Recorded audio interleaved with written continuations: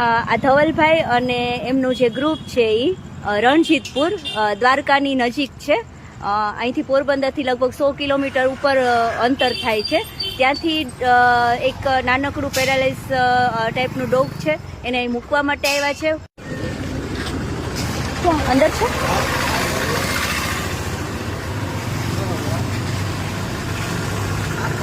અચ્છા, કેરેટમાં જ છે. નાનું લાગે છે. બરાબર. કાઢો તો, ખોલો.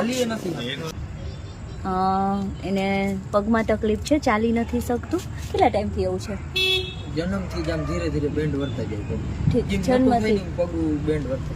એક જ આવું છે કે બીજા આવા છે? એક જ આવું થયું. એટલે ગલુડિયું એક જ બચ્યું છે. કાઢી લે.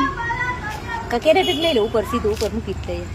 આમ ડાયું છે કે આમ અડવો ને તો અહીં બીએ તો આમ રાડ દેવાનું કરે, બટકો ભરવાનું. ઓકે.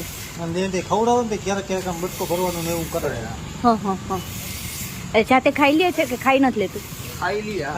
અને આમ પ્રવાહી પાણી જેવું વધારે પ્રવાહી જ લે ને.